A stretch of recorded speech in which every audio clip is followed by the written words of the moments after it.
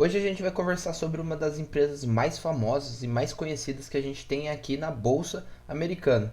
Então, a gente vai estar trocando uma ideia hoje sobre a Google. Se você quiser saber mais, entender como funciona seu business, quais são suas principais fontes de receita e também quais são seus principais riscos e vantagens competitivas, fica comigo nesse vídeo que eu tenho certeza que você vai se amarrar. Mas antes da gente continuar, não se esquece de se inscrever aqui no canal, já deixa seu like também. Lembrando que a gente tem um canal no Telegram, onde tem mais 290 pessoas para a gente trocar ideia todos os dias sobre investimento exterior.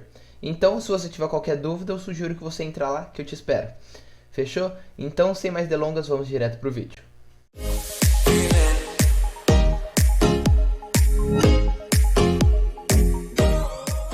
Agora a gente está aqui com a tela do meu computador para a gente enxergar algumas informações úteis sobre a própria Google. Eu estou com um site aqui com a plataforma do Guru Focus, que é a plataforma que eu utilizo. É uma plataforma bem completa, não é nada barata, mas só que vale muito a pena, pelo menos para mim valeu muito a pena. Que a gente tem algumas das principais informações. O que eu gosto de observar é o preço sobre lucro dela, o P/E ratio de 30.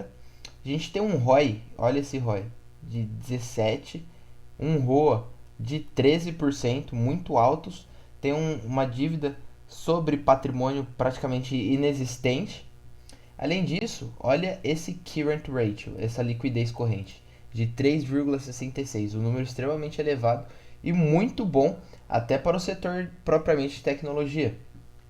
Agora, isso daqui é bom para a gente enxergar o quanto a empresa veio crescendo nos últimos anos, porque eu sempre gosto de ver o quanto a empresa cresceu de lucro, o quanto que a empresa cresceu de receita, o quanto ela cresceu de receita operacional e também, principalmente, sobre o fluxo de caixa livre.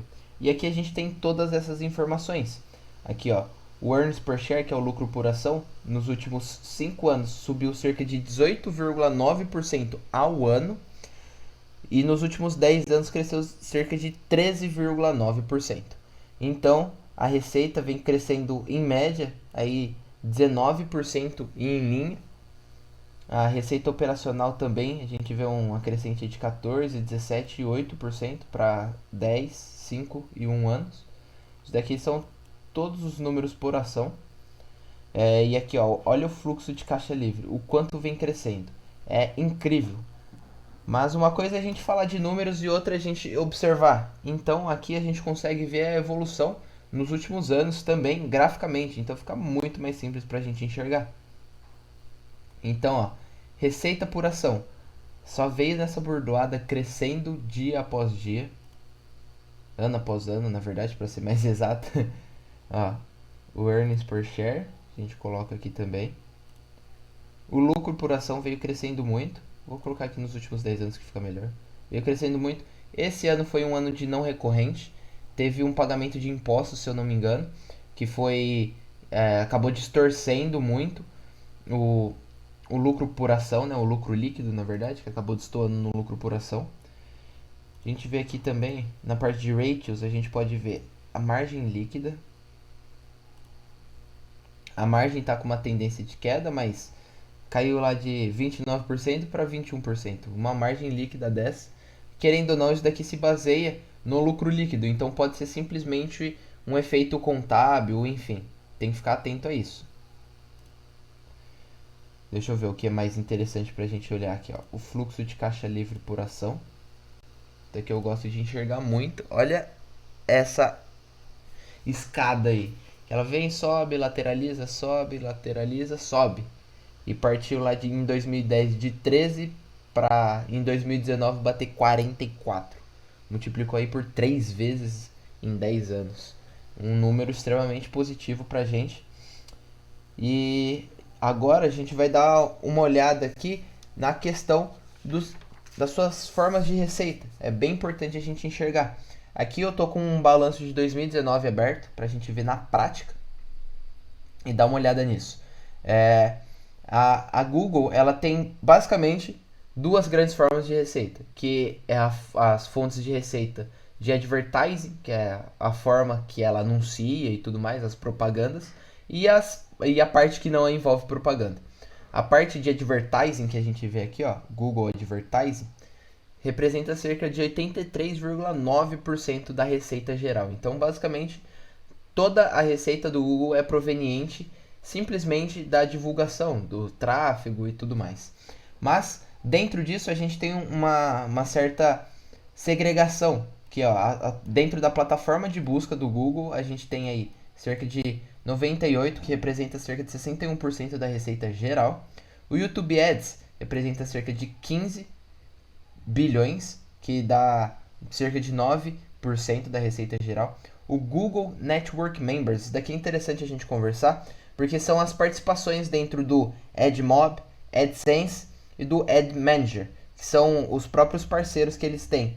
Então isso daqui vale bastante a pena a gente enxergar, porque olha a representatividade disso até na receita geral, dá cerca de 13%, é bem interessante.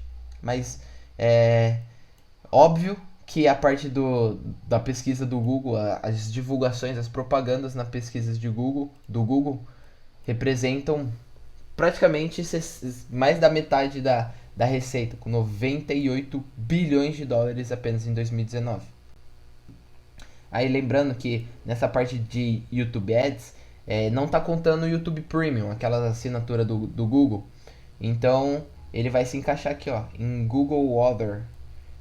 A gente tem, somando então, cerca de 134 bilhões de dólares em 2019 que ele gerou de receita, numa receita geral de 160 bilhões de dólares.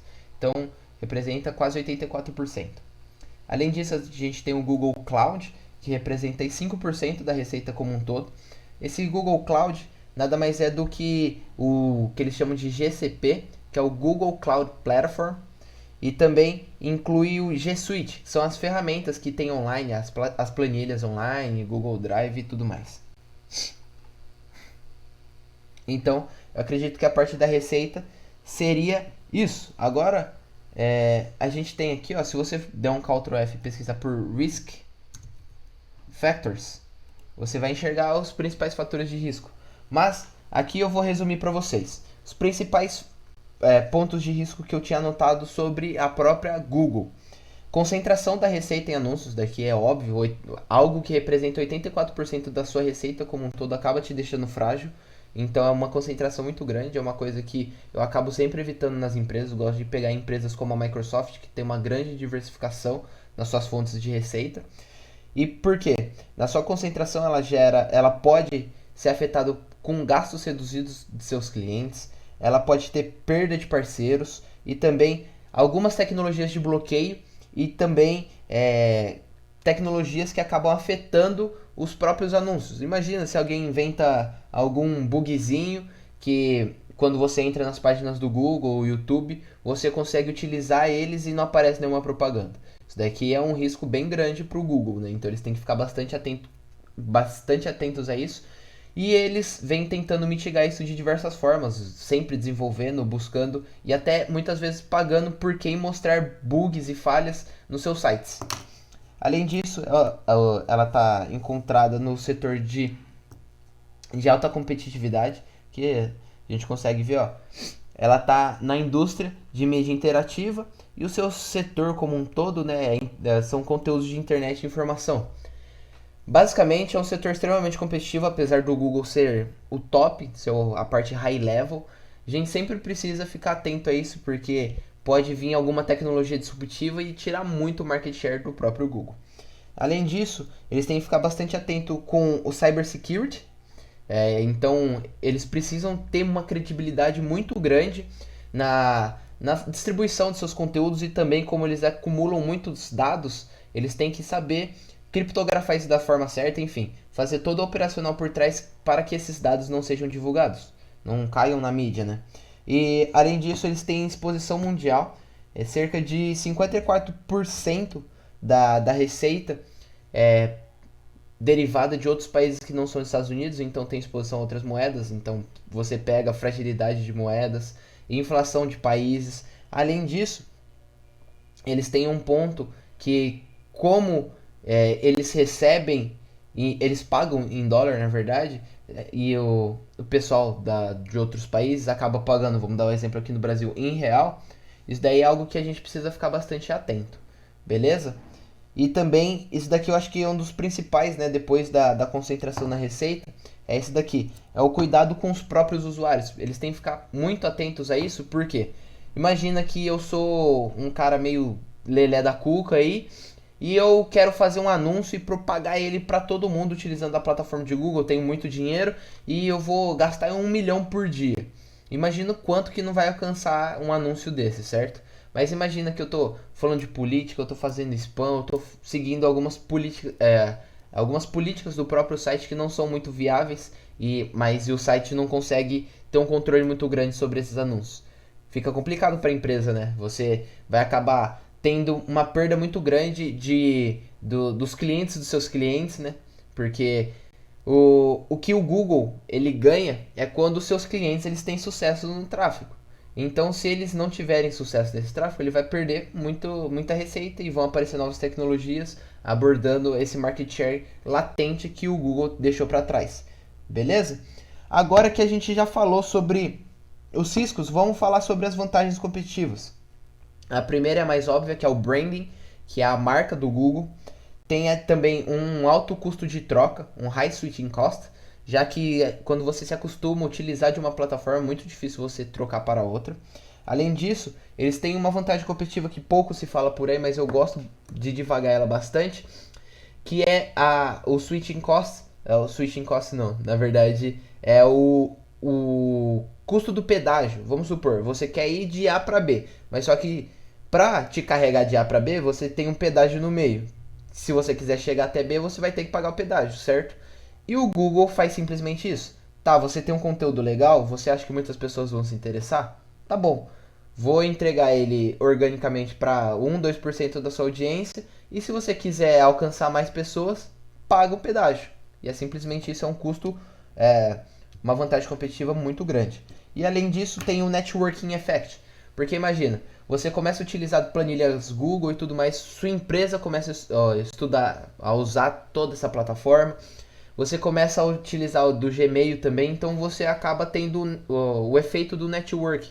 Você começa a falar para os seus funcionários, você começa a falar para os seus amigos e o próprio networking que você tem ali vai agregar mais clientes para o Google. Então eles basicamente não gastam nada com advertising porque seus próprios clientes fazem a propaganda para eles. Beleza? Isso daqui é um relatório gerado pelo Guru Focus, tem alguns pontos interessantes aqui. Força financeira gerada pelo Google aí, baseado em algumas métricas, é de 9/10, muito alto. Apesar dele ter um Piotrowski, né, um Financial Strength, que é uma força financeira baixa, é média, né, de 5, ainda é muito boa, sendo que ele já chegou a bater 8 aí em 2015, 2016. Isso daqui é bem importante. O seu retorno sobre o investimento de capital é bem maior do que o seu custo de capital médio ponderado, que é o Weighted Average Cost of Capital, que é o WACC. Beleza?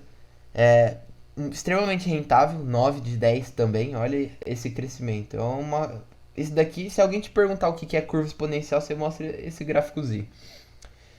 Deixa eu ver, tem alguns pontos interessantes aqui também. Parte de valuation não vou entrar aqui.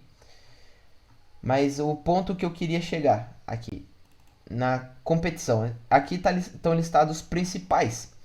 Google, Facebook, NTS, Baidu, Spot. Isso daqui são o desempenho nos últimos 5 anos das determinadas empresas. E aqui a gente consegue ver a comparação. A gente vê que a empresa que tem mais caixa frente à dívida é o Google, que tem uma das menores dívidas sobre patrimônio também, tem uma cobertura sobre as taxas de 400. Então, tem um dos maiores WACC, acho que tem a maior proporção entre ROIC e WACC. A questão da rentabilidade também. Tá perdendo para o NetEase, que tem 10/10, mas só que isso daqui se justifica por preços bem mais elevados, né? Por métricas mais elevadas. Mas seria basicamente isso. Então, o que você achou do Google?